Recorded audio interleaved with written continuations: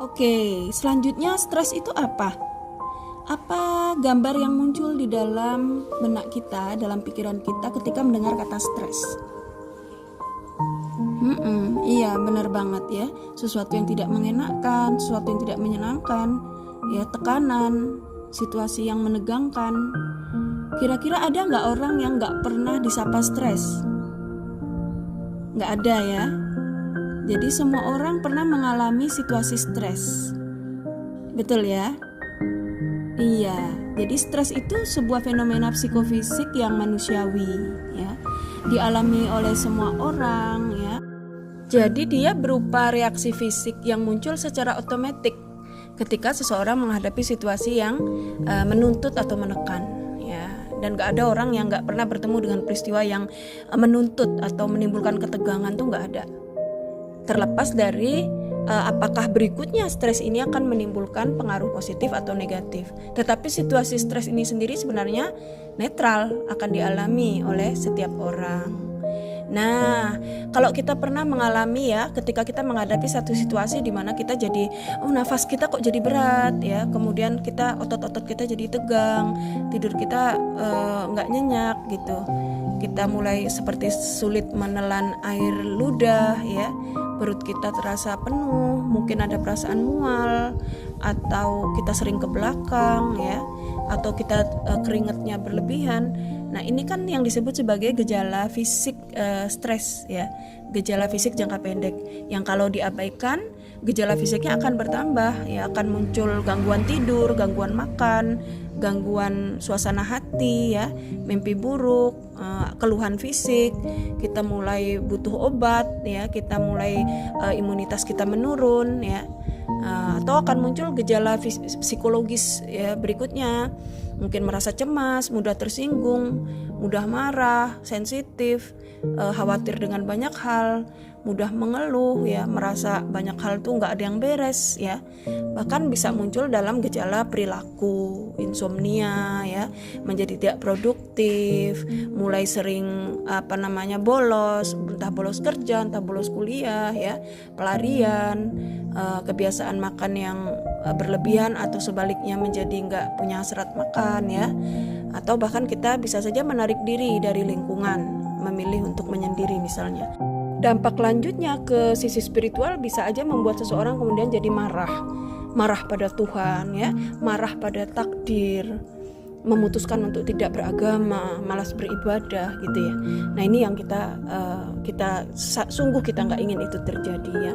Sehingga sebenarnya kemampuan kita untuk mengendus ya, kapan sebenarnya kita sudah mulai mengalami gejala stres ya, gejala yang masih ringan atau jangka pendek, itu penting banget ya, sehingga kita bisa mengantisipasi agar gejala jangka pendek itu tidak berlanjut.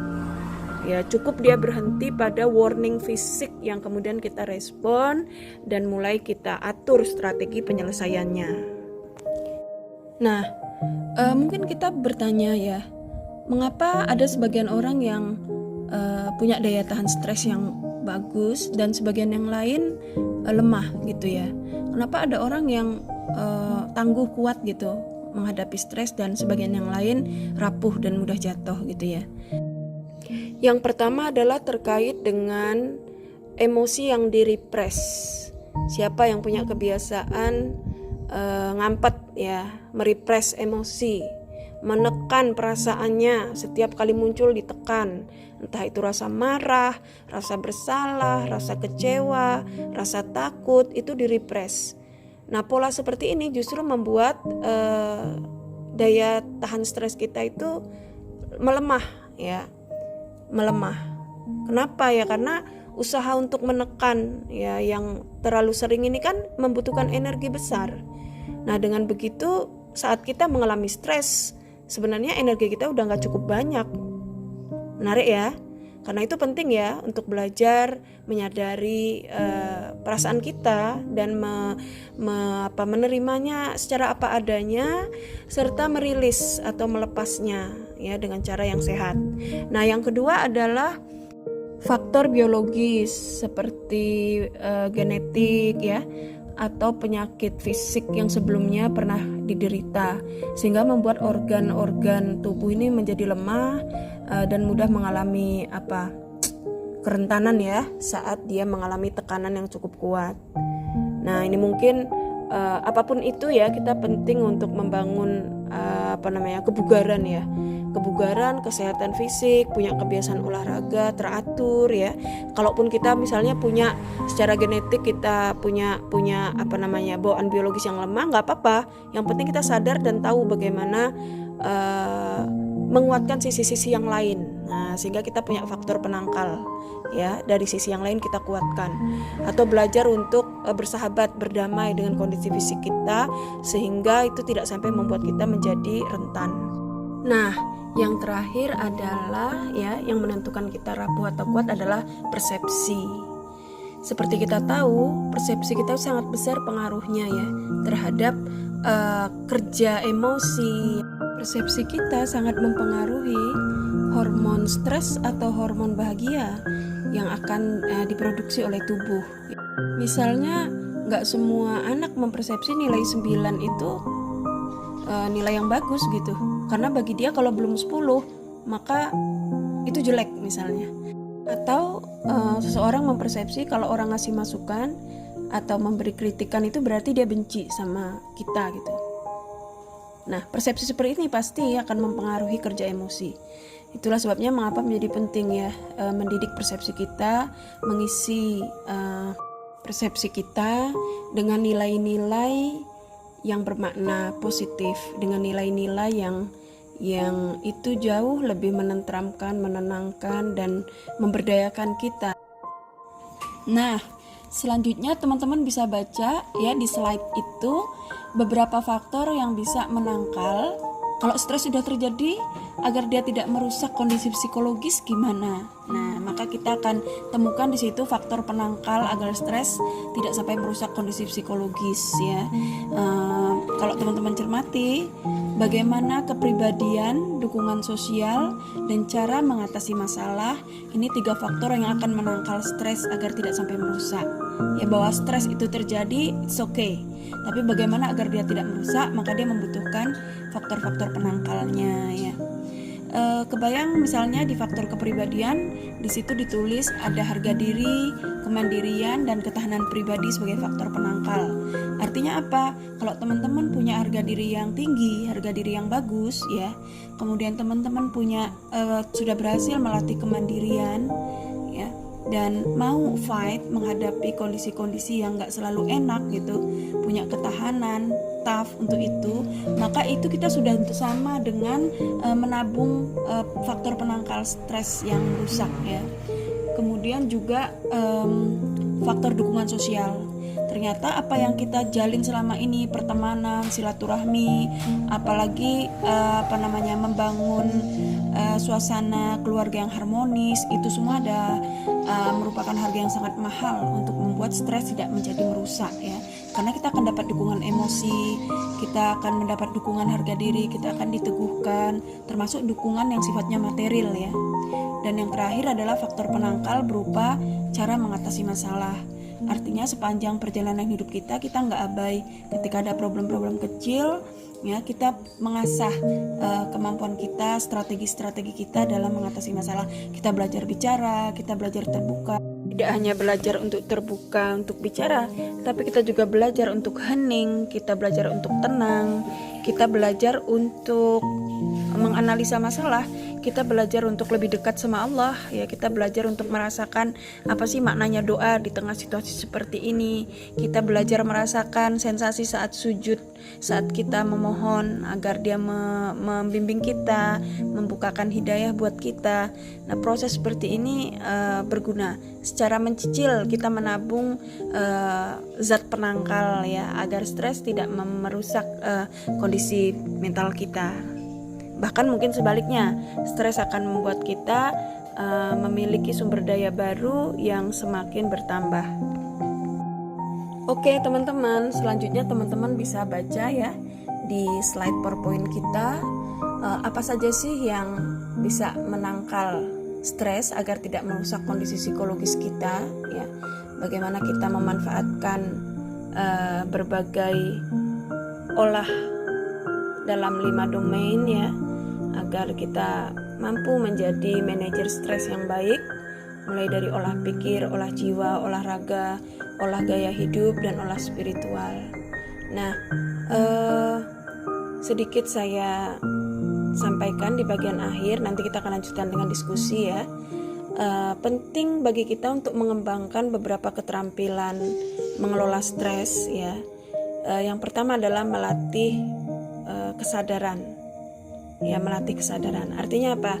Latihan untuk awareness, sadar dengan situasi stres yang sedang, pernah, atau masih kita alami ya. Sadar dengan gejala atau tanda-tanda stres. Misalnya, oh kalau aku mikir tentang ini kok dadaku kayaknya agak nyeri ya. Nah, oke, berhenti di situ. Good, bagus. Itu artinya kita terampil untuk sadar ya. Nah, keterampilan ini menjadi syarat pertama bagi kita untuk menjadi manajer stres yang baik. Kenapa? Karena melalui kesadaran inilah kita bisa mempengaruhi apa yang terjadi berikutnya ya. Apakah stres ini akan menjadi eustress, memberikan dampak positif yang membuat kita menjadi lebih produktif, berkembang, kompeten ya, atau menjadi distress yang membuat kita menjadi rapuh, terpuruk ya, melemah dan seterusnya. Nah, yang kedua adalah keterampilan kita untuk acceptance, menerima. Menerima itu apa ya? Ya, sejujurnya yang membuat kita stres itu kan penolakan sebenarnya. Begitu kita bilang, aku gak terima gitu ya, aku gak terima ini, maka saat itu juga tubuh kita menggelepar ya, dia ikut berperang ya, menyiapkan diri untuk fight atau flight ya, untuk bertempur atau lari gitu. Nah, penerimaan berarti kita tidak menolak gitu, kita tidak mengembangkan kecemasan dan kekhawatiran ya. Menerima berarti kita sebenarnya mulai sembuh gitu, kita mengembangkan sikap positif. Mungkin ini awal dari mengembangkan sikap ikhlas ya, menerima apapun yang kita sadari. Oh iya, saat aku mengingat ini, aku merasakan nyeri pada bagian ini. Nah, stay di situ, terima itu, terima yang nyeri itu. Nah, begitu kita masuk ke keterampilan menerima, kita akan mengembangkan keterampilan self talk ya, berbicara dengan diri sendiri. Dan ini tanda kita sudah mulai sembuh. Kenapa? Karena kita mulai mau mendekati sumber tekanan atau hal yang selama ini kita jauhi atau kita hindari atau tidak kita harapkan. Ya, dengan berbicara maka kita sedang mengembangkan sikap positif. Oh, aku tahu ini sakit dan aku tahu aku bisa tetap di sini dan mulai mengembangkan sikap yang lebih tenang. Karena ini merupakan bagian dari masa lalu yang tidak bisa aku hindari atau bagian yang sudah terjadi. Nah, self-talk seperti ini juga bisa dikembangkan dengan self-talk yang lebih bersifat spiritual ya. Misalnya disertai dengan ikrar, raditu billahi robba, aku ridho ya Allah, Engkau pencipta, Engkau penggenggam, Engkau yang mengizinkan peristiwa terjadi, dan aku mohon apapun yang Engkau hadirkan, izinkan aku mendapatkan makna terbaiknya. Nah, ini self-talk, nanti akan sampai ke situ. Baik ya, ketika acceptance sudah mulai terbentuk, kita terampil mengembangkan penerimaan. Sebenarnya kita sudah mulai terhubung dengan makna-makna baru dari problem atau dari sumber stres ya. Sehingga kalau kita sudah punya makna baru, nanti emosinya juga akan ganti. Ya kan, makna baru berangkat dari persepsi yang baru, karena kondisi pikiran lebih jernih, perasaan lebih terbuka, kita diizinkan mengakses makna-makna yang lebih positif. Otomatis emosi kita beregulasi ya, mengatur diri menjadi lebih bahagia. Oke ya. Nah, bahagia mulai muncul, hormon stres yang awalnya dominan mulai diwarnai oleh hormon bahagia ya, hormon positif. Nah, di situ kita bisa punya sumber daya cukup banyak untuk melatih keterampilan ketiga, yaitu keterampilan untuk rilis, melepaskan apa nih? Ya melepaskan apapun yang kita rasa sebagai beban. Kan kita sudah identify tuh, oh ini loh sumber-sumber, ya ini loh emosi-emosi, ini loh persepsi-persepsi yang perlu aku lepaskan gitu. Nah, rilis berarti kita melepaskan satu demi satu. Entah itu rasa bersalah, rasa takut, rasa benci, rasa marah, rasa kecewa, rasa cemburu, ya, rasa apa lagi, rasa sedih, ya. Jadi kita lepaskan, tidak lagi menjadi beban, ya, tidak lagi memberati, menyesaki dada kita, ya, tidak lagi memenuhi jantung kita, ya, yang membuat kita sulit bernafas, membuat kita sulit bahagia gitu. Nah, teknik rilis ini ada banyak sih, ya, kita bisa mengembangkan teknik forgiveness, ya, timeline, atau sekedar bisa aja cukup dengan mengembangkan teknik spiritual, ya, seiring dengan ikrar ridho, raditu billahi robba wa bil islami dina wa bi muhammadin nabiyya wa rasulah. Kita udah terima, kemudian kita katakan pada diri kita, apakah kamu siap melepaskan perasaan-perasaan berat ini sekarang? Iya, ini self talk, ya, kita lakukan dialog dengan diri. Oke, jika iya, silahkan kamu lakukan sekarang. Kita bisa bantu dengan mungkin dengan seiring dengan bunyi Al-Fatihah ini, kamu rasakan tubuhmu menjadi ringan karena beban-beban itu sudah lepas. Nah, yang menarik bagi mukmin, ya, orang-orang yang mengimani Allah, kemana tuh dia lepaskan beban itu? Inna lillahi wa inna ilaihi rajiun. Dia kembalikan pada Allah. Dia lepaskan kepada yang maha luas kuasanya, yang maha pemaaf, yang maha penyantun, maha pengasih, maha penyayang. Ya, nah di sini teknik religius sangat penting untuk dikembangkan. Jadi saat kita rilis, kita seperti memasrahkan, tawakal pada Allah, ya, zat yang maha kuat, ya. Dan dengan tawakal berarti kita sedang menunggu kucuran, ya, hikmah dari Allah, rahmat dari Allah, karena Allah merahmati orang-orang yang bertawakal padanya. Nah, baik teman-teman, sampai di sini saya akan berhenti, ya. Jadi 3 keterampilan itu kembangkan. Nah, catatan terakhir, keterampilan coping yang lain tentu akan melengkapi ini, ya. Seperti bagaimana kita bisa mengembangkan hobi, mengembangkan waktu untuk lebih bersantai. Karena kondisi stres itu kan kondisi dimana kita crowded tuh, ya, pikiran gaduh, ya, perasaan kita cemas, hormon stres terproduce. Nah, bagaimana kita bisa mengcounternya dengan menghadirkan hormon bahagia, hormon yang membuat kita dapat bernapas lebih lega, ya, dapat melewati hari dengan lebih menyenangkan. Oke, sampai di sini mudah-mudahan hal sedikit ini berarti, ya. Mudah-mudahan hal sederhana ini dapat menjadi istimewa karena kita semua bersemangat untuk merefresh kembali pengetahuan kita, dan tentu saja yang paling penting adalah take action, ya, melakukannya dalam tindakan-tindakan nyata. Makasih teman-teman untuk atensinya. Assalamualaikum warahmatullahi wabarakatuh.